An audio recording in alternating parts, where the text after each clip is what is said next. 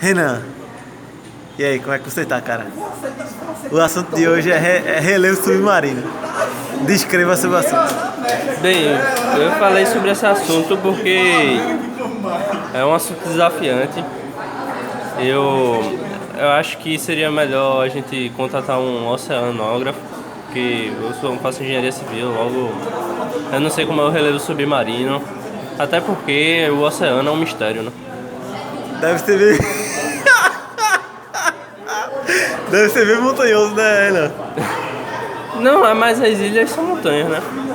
São montanhas submarinas. É verdade. E As quanto aos ilhas bichos? São tipo aves? são aves que voam no oceano, né? Ou seja, os peixes.